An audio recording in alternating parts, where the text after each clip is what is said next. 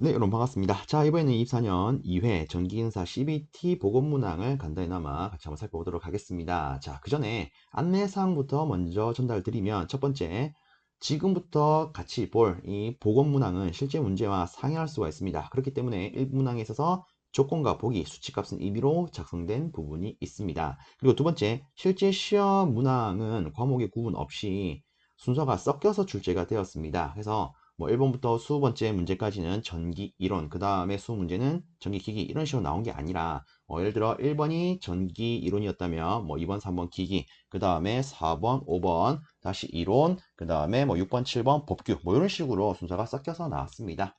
자, 그 다음에 세 번째, 복원된 문항은 무수히 많은 유형 중에 일부입니다. 따라서 해당 복원본이 이거 내 시험에 무조건 나오겠구나 이런 맹신이 아니라 어떤 게 나은지 한번 볼까? 이런 것도 나왔구나 이런 식으로 참고용으로 봐주셨으면 좋겠습니다. 아시겠죠? 자, 이런 부분 참고하셔서 지금부터 풀어나가는 문제 같이 봐주시면 될 것 같습니다. 자, 첫 번째 문제입니다. 오메의 법칙에 의한 전압에 대한 설명으로 옳은 것은 하고 물었습니다. 자, 일단은 우리가 이 오메의 법칙 하면은 I는 R분의 V 이런 식으로 생각을 해볼 수 있습니다. 자, 근데 지금 전압에 대해서 물었기 때문에 V는 IR 취급하면 되겠죠. 그럼 이를 가지고 우리가 알 수 있는 것은 이 전압은 전류와 저항의 곱에 비례하는구나. 그래서 답은 2번이겠구나. 이렇게 볼 수 있는 문제가 되겠습니다. 자, 그 다음에 두 번째 문제입니다. 전기료선에 대한 설명으로 옳지 않은 것은 하고 물었습니다. 자, 일단 여기 주어진 보기를 가지고 바로 보면서 답 체크하도록 하겠습니다. 자, 일단 우리가 알고 있는 이 전기료선은요, 도체 표면에서 수직으로 출입을 합니다. 요거 맞는 말이죠. 그 다음에 두 번째, 전기료선은 양전하의 표면에서 나와서 음전하 표면에서 끝이 나더라. 그쵸? 요것도 맞는 말. 자, 그리고 여기서 추가적으로 우리가 하나만 더 생각을 해보자면 이 전기력선은요, 전위가 높은 데서 낮은 데로 향하더라. 뭐 이런 것도 한 번쯤 생각해 놓으면 조금 좋지 않을까 싶습니다. 자, 그 다음으로 세 번째, 전기력선은 서로 교차한다. 에헤이, 말도 안 되는 소리죠. 얘들은 서로 교차하지 않습니다. 그래서 답은 3번 고를 수 있겠습니다. 자, 그 다음 네 번째, 전기력선의 밀도는 전기장의 크기를 나타낸다. 다르게는 전기의 세기를 나타낸다. 그렇죠? 요거는 우리가 익히 알고 있는 말이 될 겁니다. 자, 그 다음에 또 하나만 더 체크를 하면 이 전기력선의 방향은 무엇과 같은가? 이 방향은 곧 전기의 방향과 같더라. 뭐 이런 것들도 한번 좀 생각해 놓으면 좋지 않을까 싶습니다. 어쨌든 이 문제 답은 몇 번? 3번. 자, 이렇게 체크해 봤고요. 다음 문제 넘어갑니다. 다음으로 세 번째 문제입니다. 자석의 성질로 옳은 것은 하고 물었습니다. 일단 첫 번째 보기. 자석은 고온이 되면 자력이 증가한답니다. 일단 이 기본적인 자석은요, 실질적으로 이 고온이 되면 자력이 감소하게 됩니다. 그래서 얘는 틀린 게 될 거고요. 자, 그 다음에 두 번째, 자기력선에는 고무줄과 같은 장력이 존재한답니다. 일단은 뭐 자석에 대해서 물었기 때문에 자석에서 발하는 자기력선에는 뭐 이런 장력이 존재한다. 이렇게 볼 수 있겠죠. 일단 답부터 체크하자면 얘는 맞는 말이 됩니다. 자, 제가 여기다가 간단히나마 좀 언급을 드려보도록 하겠습니다. 실상 우리가 이 두 번째 항목 이놈을 봤을 때 이게 무슨 말인지 와닿지 않을 수도 있습니다. 그래서 요거를 제가 최대한 간단히 이렇게 한번 안내를 드려볼게요. 자, 여기에 막대 좌석이 있습니다. 근데 이 친구의 극성이 뭐 N극, S극, N극, S극 이렇게 되어 있대요. 그러면 이때 우리가 아는 바에 의하면 여기 S과 N극 서로 다른 극성이 있네. 그럼 얘들이 달라붙겠구나. 다르게 말하면 이놈과 이놈의 간격이 줄어들겠구나. 이렇게 생각해 볼 수 있겠죠. 그죠? 그럼 여기서 이렇게 한번 생각해 봅시다. 요따다가 이런 고무줄이 있대요. 이 끝을 잡고 제가 팽팽하게 잡아 당길 겁니다. 요렇게요. 그러면 이 고무줄은요, 다시 원래대로 돌아가려고 하는 이런 힘이 작용을 할 겁니다. 그쵸? 이런 힘의 성분을 우리가 한번 장력이라고 볼 수 있는데, 자, 이걸 이렇게 한번 생각을 해봅시다. 제가 지금은 여기에 손으로 가지고 쫙 당겨 놨습니다. 근데 얘를 이제 손을 놓는다라고 생각을 해봅시다. 그럼 어떻게 될까요? 이놈이 다시 이렇게 쪼그라들 거예요. 다르게 말하면, 이 양쪽에 대한 간격이 어떻게 된다? 줄어든다. 즉 가까워진다. 그러면 이 모델과 이 모델을 서로 비교하면 어떻습니까? 이렇게 좌석을 매치하면 서로 달라붙네. 이 고무줄과 같이 가까이 당겨지려고 하는 힘이 작용을 하네? 이렇게 볼 수 있겠죠. 그죠? 그래서 이걸 토대로 우리는 이렇게 말할 수가 있습니다. 자결선에는 고무줄 같은 장력이 존재하더라. 어떤 느낌인지 감보시나요? 자, 그리고 나머지 보기도 한번 살펴보도록 하겠습니다. 자력선은 자석 내부에서도 N극에서 S극으로 이동한다. 이렇게 돼 있어요. 자, 일단은요, 우리가 알고 있는 기본적인 자석, 막대 자석을 가지고 다시 한번 보겠습니다. 여기 N극, 여기를 S극으로 놓는다면, 기본적으로 이 N극에서 S극으로, 자기력선이 발생하더라. 우리는 요걸 알고 있습니다. 근데 정확하게 말하면 얘는 이 자석, 다르게 말하면 이 자성체, 어디 기준입니까? 외부와 내부 중에 외부 기준이죠. 그죠? 그리고 우리가 알고 있는 이런 자기력선은요. 실제 회전하는 성질을 가지고 있습니다. 다르게 말하면요. 이 N극에서 나와서 S로 가요. 그럼 얘가 어떻게 되느냐? 이렇게 다시 이동하는 성질을 가지고 있습니다. 그래서 이렇게 순환하는 형태, 다르게 말하면 회전하는 형태로 표현할 수가 있어요. 그러면 이에 따라서 우리는 이 자격선에 대한 방향을 어떻게 언급할 수 있느냐? 이 자성체에 있어서 내부에서는 S에서 N으로 향하더라. 자, 그럼 다시 한번 짚겠습니다. 외부에서는 어디서 어디로? N에서 S로. 물론 우리가 일반적으로 말을 하는 것은 요 놈이 됩니다. 근데 이처럼 내부를 확실히 지칭을 한다면 이때는 S에서 N으로 향하더라. 이렇게 확실히 알고 있는 게 도움이 되지 않을까 싶습니다. 그래서 다시 한번 체크를 하면 자력선은 자석 내부에서는 S극에서 N극으로 이동을 하더라. 자, 그 다음에 네 번째, 자력선은 자성체는 투과하고 비자성체는 투과하지 못한다. 이렇게 되어 있습니다. 일단 여기서 우리가 말하는 이 자성체는 뭡니까? 실제 자기장의 성질을 띌 수 있는 물체죠. 그죠? 그래서 예를 들어 여기 어떤 자성체가 하나 있다라고 가정을 하겠습니다. 여기에 이쪽 방향으로 우리가 외부에서 자계 혹은 자격선을 가해 줍니다. 그럼 만약에 이 방향을 따라서 얘가 뭐 N극, S극 이렇게 나타난다. 좀 더 정확하게 말해서 이렇게 극성이 나타나는데 이 극성이 강하게 나타난다. 그때 우리는 이 자성체를요 강자성체라고 부릅니다. 근데 이 극성이 이게 뭐지 싶을 정도로 아주 약하게 나타난대요. 그럼 이때는 우리가 상자성체라고 부를 수가 있죠. 그리고 한 가지 더 여기서 이런 극성이 반대로 나타난답니다. 그럼 얘를 우리는 반자성체라 부를 수가 있습니다. 그죠? 그래서 이렇게 우리가 외부 자기를 가했을 때 이 자성체 특성이 어떻게 나타나냐에 따라서 강자성체, 상자성체, 반자성체 일반적으로 이렇게 분류할 수가 있는데 근데 만약에 이 자기의 성질이 안 나타난대요. 이게 뭐겠습니까? 바로 비자성체가 됩니다. 그래서 우리는 정확하게 이렇게 말할 수가 있습니다. 실질적으로 이 자력선은요. 어떤 물체 간에 투과하는 성질은 가지고 있습니다. 그러면 그 물체, 어떤 물체의 이 자력선이 투과가 됐을 때 그 자동체가 자기장의 성질을 발한다? 그럼 우리는 이렇게 분류할 수가 있어요. 근데 자기장의 성질을 나타내지 않는다? 그럼 그때는 우리가 비자성체라 표현할 수가 있습니다. 아시겠죠? 그래서 이 문구에서 무엇이 틀렸냐면 요 부분이 틀렸어요. 자력선은요, 실제 모든 물체는 간에 다 투과할 수 있습니다. 아시겠죠? 그래서 이 비자성체라고 해서 얘를 투과하지 못하는 게 아니라 투과는 하되 자기적인 성질을 띠지 않는 게 비자성체가 될 뿐이에요. 아시겠죠? 다음으로 아래쪽에 4번 문제 바로 풀어보도록 하겠습니다. 전기와 자기의 요소를 대칭되게 나타내지 않는 것은? 하고 물었습니다. 자, 일단 보기를 보면서 바로 체크해 보도록 하겠습니다. 전기가 주어졌습니다. 전기에 있어서 대칭되는 거 뭐가 있을까요? 바로 자계, 얘는 맞는 거 되겠죠. 그 다음에 전속이 주어졌습니다. 전속에 있어서 대칭되는 거, 바로 자속이 되겠네요. 얘도 맞는 거.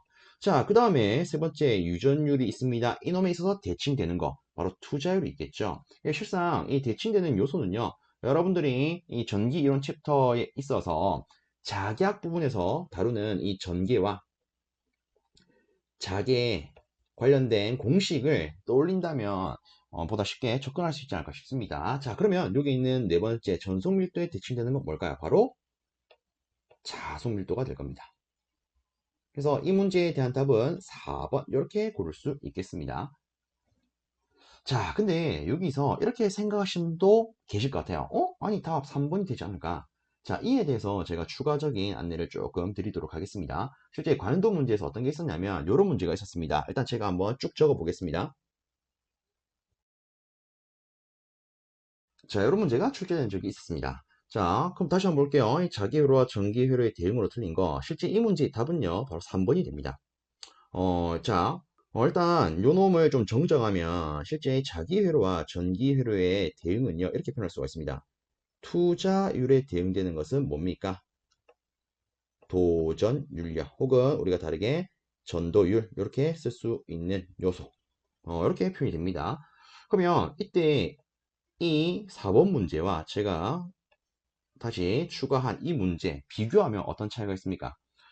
하나는 그냥 전기와 자기의 대칭 요소. 그쵸? 근데 요 문제는요. 자기 회로와 전기 회로의 대응입니다. 아시겠죠? 어떤 느낌인지. 그래서 전기와 자기에서 대칭되는 것이냐, 혹은 자기 회로와 전기 회로에서 대응되는 것이냐, 요거를 좀 구분해 주셨으면 좋겠습니다. 아시겠습니까? 그래서 요 대칭되는 것은 단순히 여러분들이 알고 있는 이 두 수식을 비교하면 되겠더라. 이런 식으로 접근하면 좀 더 편하지 않을까 싶습니다. 자, 그래서 요 두 유형 좀 확실히 구분해 주시고요. 다음 문제 살펴보도록 하겠습니다. 다음으로 다섯 번째 문제입니다. 평행한 두 개의 무한 직선 도체에다가 같은 방향의 전류가 흘렀을 때 두 도체 사이에 작용하는 힘은 어떻게 됩니까? 라고 물었습니다. 자, 일단은 뭐 간단하게나마 뭐 언급을 드려보자면 실제 여기 뭐 평행한 두 개의 무한 직선 도체가 있다라고 했을 때 하나는 이렇게 같은 방향으로 전류가 흐르는 것, 그리고 하나는 이런 식으로 다른 방향으로 전류가 흐르는 것, 이렇게 우리가 해석을 해볼 수가 있습니다. 자, 이처럼 동일 방향으로 전류가 흐를 때에는 이 두 도체 간에는 흡입력이 발생을 하죠.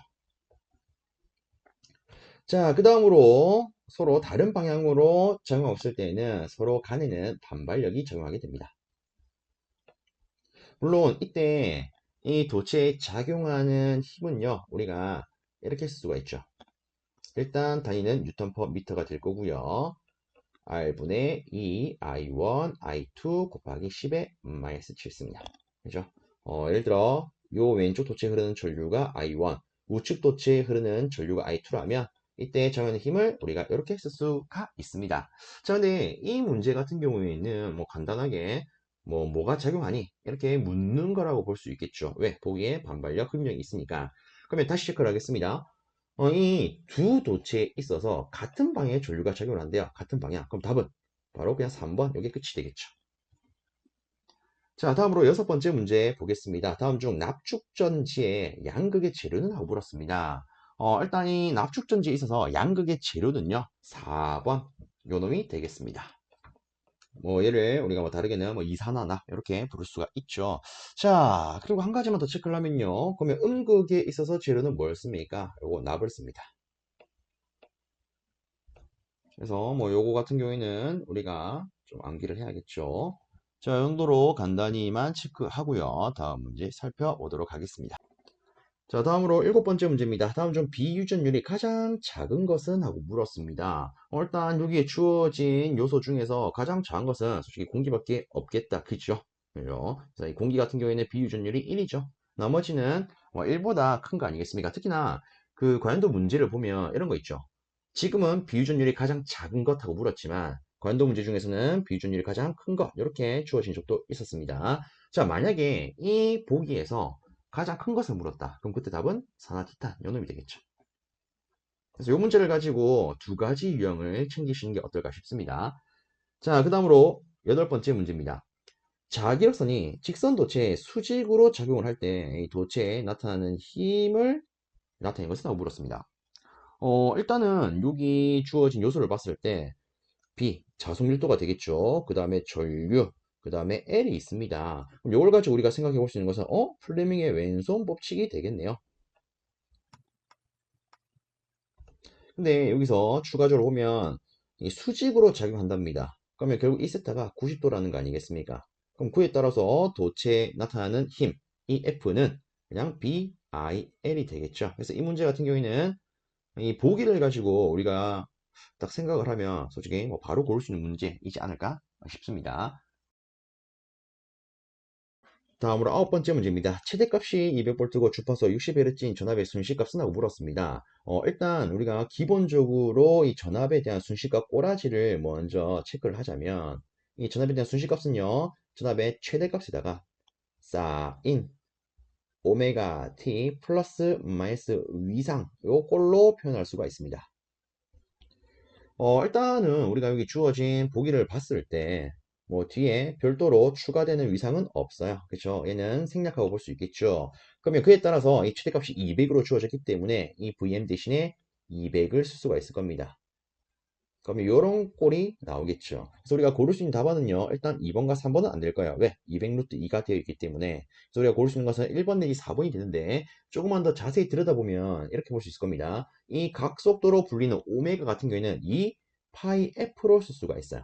맞습니까? 그래서 이 주파수가 60으로 주어졌네요. 그럼 여기다가 60을 넣는다면 최종적으로 이 전압의 순식값은 이렇게 표현될 겁니다. 200 사인 120 파이 t요. 그래서 정확하게 우리가 고를 수 있는 답안은 이렇게 1번 되겠습니다. 자, 다음으로 10번째 문제 보겠습니다. 30 마이크로페러, 40 마이크로페러 신 두 개의 콘덴서를 병렬로 접속하고 300V 전압을 가했을 때 축적되는 전하량은 하고 물었습니다. 그러면 우리가 이에 대한 관계식 Q는 CV 요거 떠올리면 되겠네요. 그쵸? 자, Q는 CV 요 관계식을 가지고 우리가 풀 건데 일단 중요한 거는 요 놈이 될 거예요. 아, 콘덴서를 어떻게 접속했다? 병렬로 접속을 했다. 자, 우리가 알고 있는 이 콘덴서 같은 경우에는 병렬로 접속했을 때 그 전체 합성 정전 용량은요. 얘들을 그냥 냅다 더한 것으로 표현할 수가 있습니다. 그죠? 그러면 우리가 이 전체 축적되는 전하량을 계산하기 위한 전체 정전 용량은 두 놈의 합 70 마이크로페럿으로 표현할 수 있을 거예요. 그 다음에 전압은 뭐 300V를 가했다고 하니까 이렇게 취급하면 되겠죠. 좀 더 자세히 쓰면 70 마이크로니까 10의 마이너스 6승 곱하기 3배.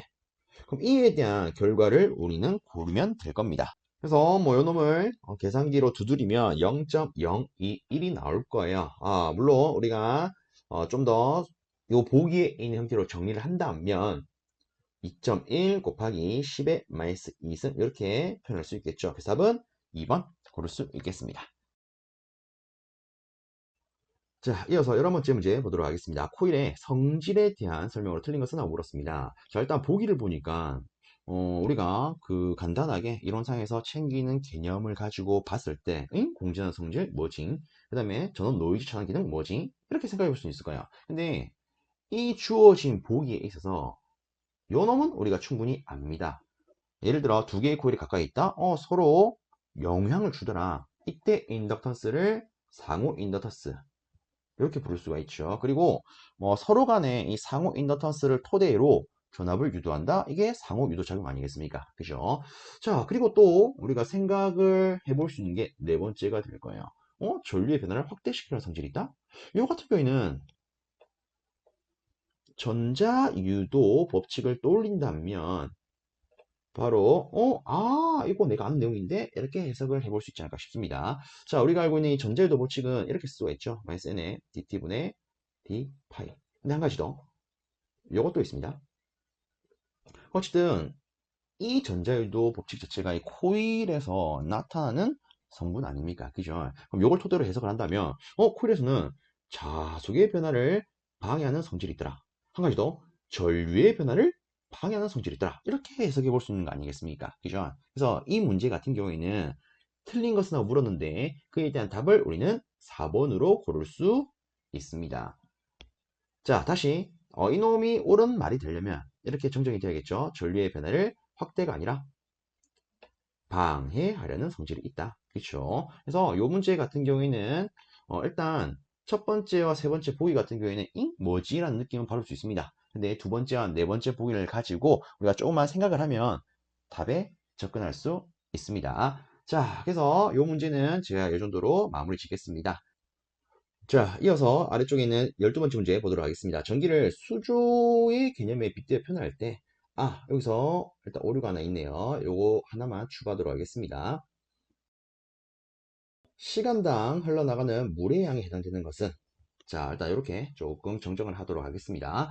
자, 일단 우리가 이 배우고 있는 이 전기 같은 경우에는 물에 빗대어서 혹은 이러한 수조의 개념에 빗대어서 표현할 수가 있습니다.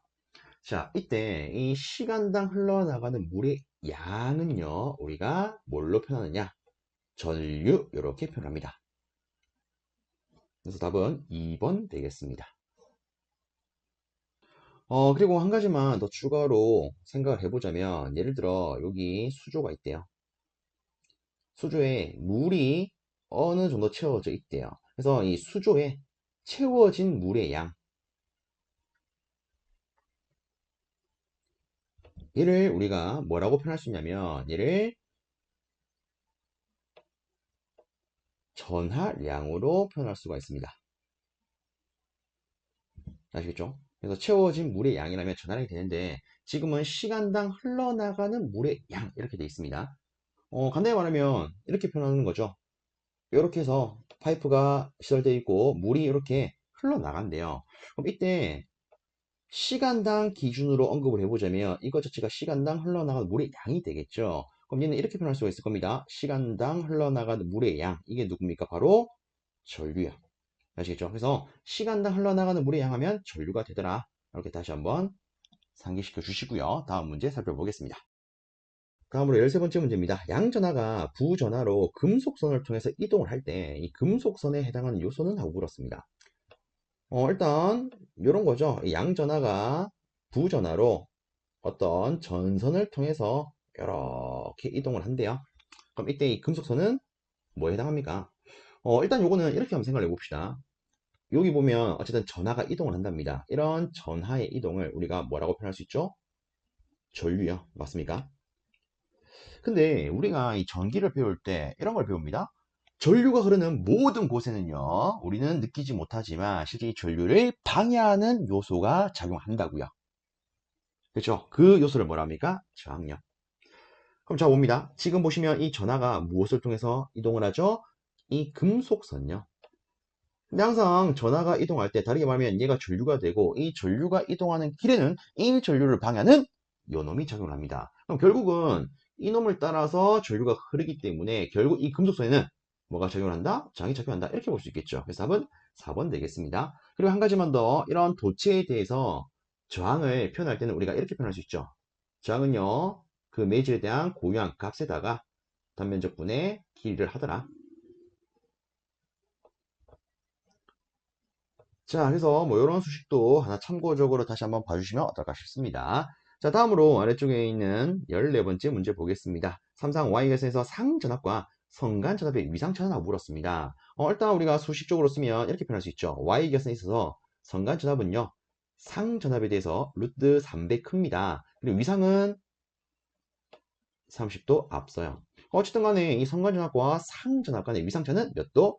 30도가 됩니다. 근데 이 주어진 보기에서는 호도법으로 물었습니다. 그럼 어떻게 하면 되죠? 6분의 파이로 표현을 바꾸어서 답 고르면 되죠. 그렇죠?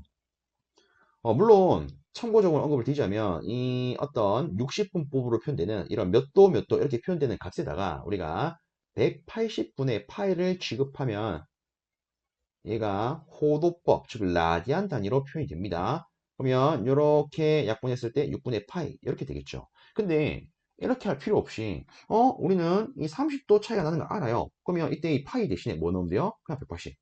아이고, 그냥 180 넣으면 되겠죠. 그래서 180 나누기 6 하니까 얘가 30도. 그럼 이런 식으로 답 골라도 무방하겠죠. 참고적으로 봐주시고요. 다음 문제 살펴봅니다. 자, 15번째 문제를 보면 이렇게 되어 있습니다. 1 마이크로페럿의 유전체에 있다가 30kV의 전위를 가했을 때 유전체에 축적되는 에너지는 얼마인가? 자, 일단은 여기서 핵심 문구는 요거겠죠. 축적되는 에너지 맞습니까? 우리가 알기로 이 유전체에 축적되는 에너지 다르게 우리는 이렇게 말할 수 있습니다. 이 유전체를 가지고 전하를 축적할 수 있도록 만든 것을 우리가 콘덴서라 부르죠. 그쵸? 아, 그럼 얘는 콘덴서에 축적된 에너지가 되겠네? 그러면 이런 관계를 떠올릴 수 있을 겁니다. 2분의 1 C바 자승. 그렇죠? 그래서 여기다가 주어진 것만 그대로 넣으면 이 문제는 끝나겠네요. 일단 정전량이 1 마이크로니까 이렇게 치부해 줍니다. 자, 그 다음에 전압이 30kV다. 그죠? 그러면 이렇게 하면 되겠죠. 그래서 요거를 계산기에 두드리면요. 계산기에서는 450이라는 값을 탁 뱉어낼 겁니다. 그래서 이 문제 답은 3번. 자, 이어서 16번째 문제 보겠습니다. 1kWh는 몇 줄입니까? 라고 물었습니다. 그러면 우리 이렇게 한번 생각해 봅시다. 이 줄이라고 하는 것은 다른 단위로 어떻게 표현할 수 있을까요? 물론 우리 이렇게 취급할 수 있을 거예요. 이놈 자체가 전력량 아닙니까? 맞습니까? 다르게 전기에 대한 전체 에너지가 됩니다. 그럼 얘를 우리가 이렇게 표현할 수 있겠죠. W는 PT. 그럼 이렇게 표현했을 때 요 놈을 가지고 단위를 생각해 보면 와트 세컨에 즉 줄이라고 하는 단위는요 와트 세컨으로 표현할 수가 있습니다. 그러면 어쨌든 얘를 가지고 우리가 줄에 대한 단위로 바꾸면 되는 거기 때문에 이놈을 와트 세컨 기준으로 바꾸면 답 금방 구할 수 있지 않을까요? 자, 그래서 이렇게 접근하겠습니다. 1 킬로와트 아워를 와트 세컨 이렇게 기준을 잡아서 한번 바꿔보자. 그럼 일단 킬로를 환산하면 10의 3승 될 거예요. 맞습니까? 그러면 이때는 그냥 단위로 치면은 와트 아워 이렇게 D가 표현이 될 겁니다. 정확하게는 뭐 이렇게 표현할 수 있겠죠. 근데 여기서 요놈 이게 무슨 의미죠? 1시간 아니겠습니까? 그죠? 근데 우리가 알기로는 1시간은 몇 초일까요? 3600초요. 그러면 끝났네요. 다시 썼을 때 3600에다가 10의 3승을 취하면 어쨌든 얘가 지금 이제 초로 바뀐 거니까 단위는 와트세커가 될 겁니다. 다르게 표현하면 이놈의 단위가 뭐가 된다? 줄요. 그죠?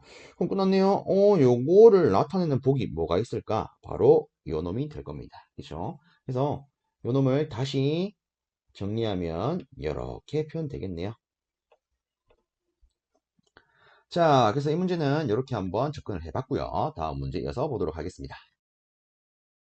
다음으로 17번째 문제입니다. 기전력이 1.2V 내부저항 0.1ohm인 전지 20개를 갖다가 직렬로 접속했을 때, 정확하게 접속하고 단락을 시켰을 때 전류는 하고 물었습니다.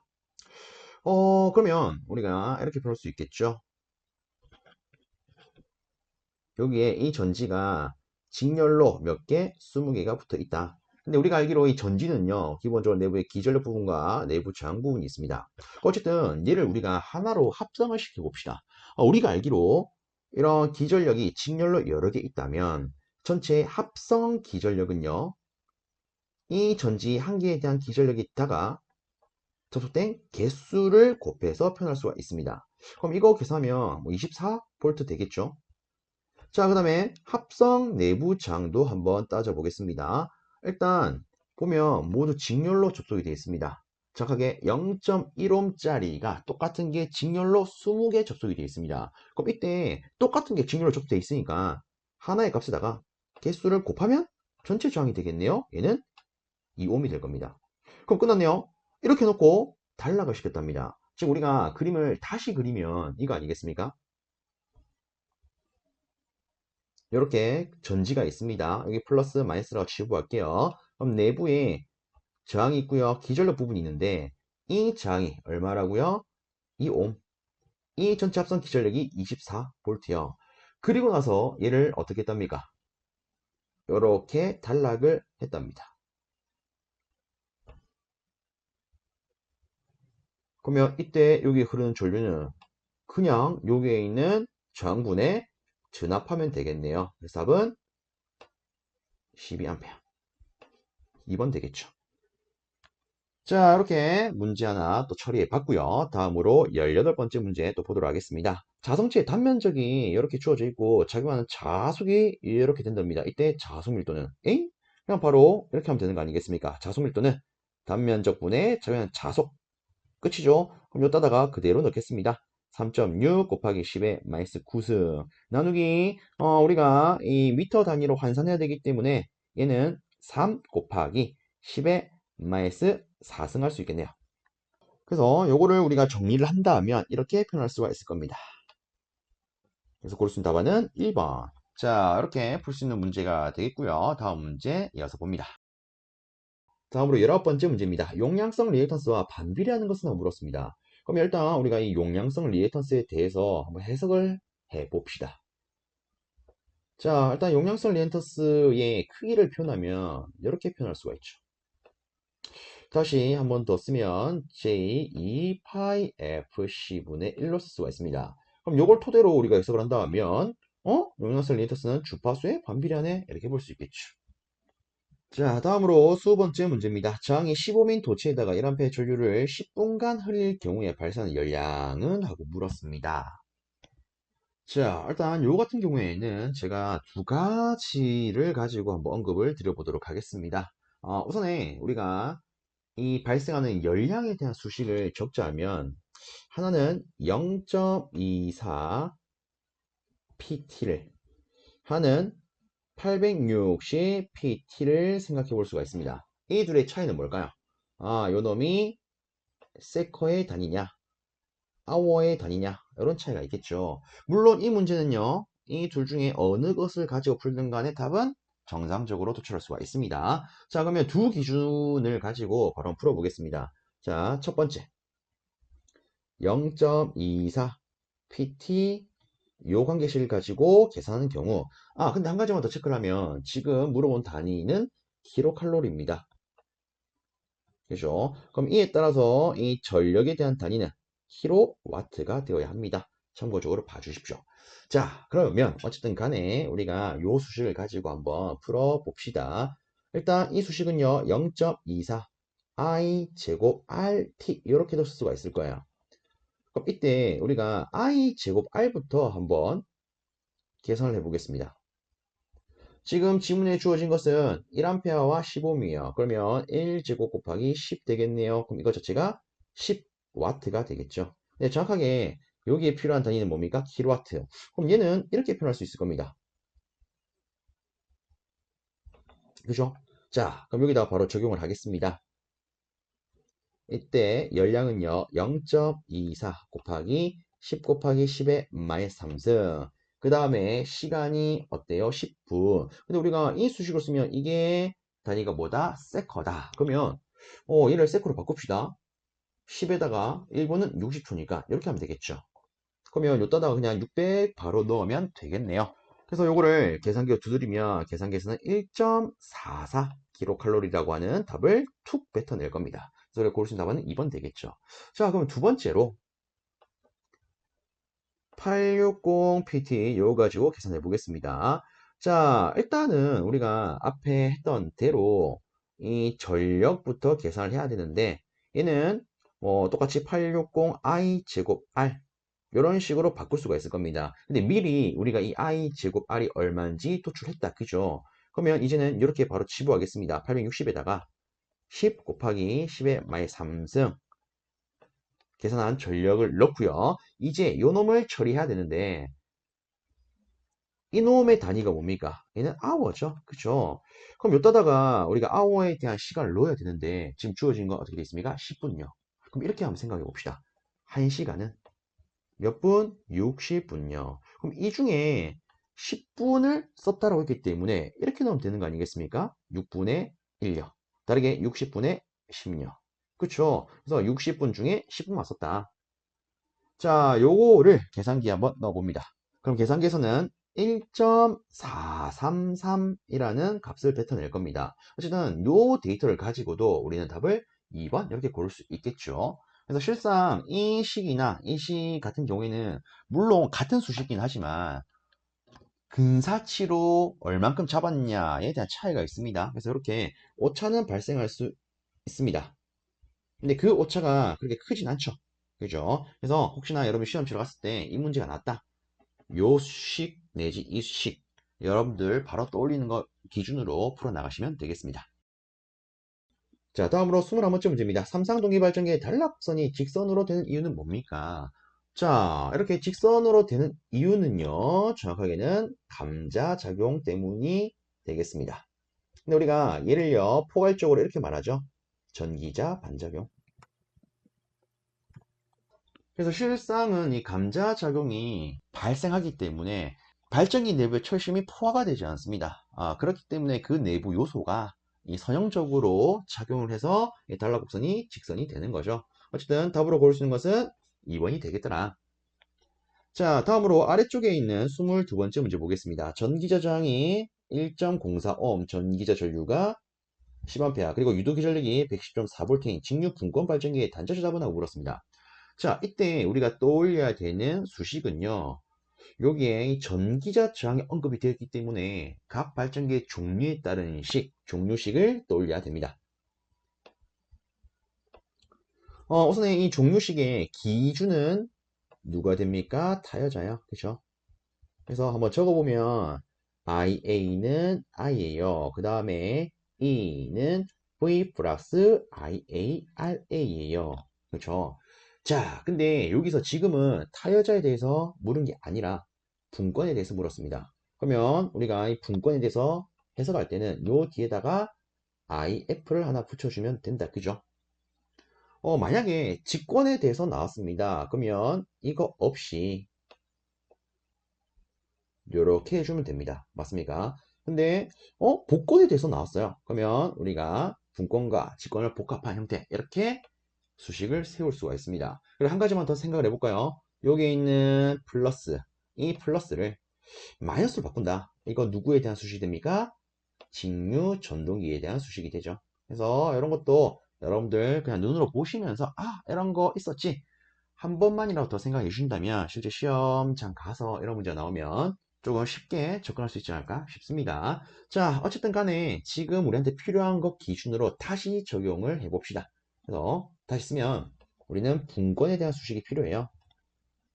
그러면 IA는 I 플러스 IF로, 그 다음에 기전력 E는 V 플러스 IARA로 이렇게 쓸 수가 있을 겁니다. 자, 근데 지금 주어진 보기를 보면 전기자 저항, 전기자 전류, 그리고 기전력도 주어져 있고 단자자가 물었습니다.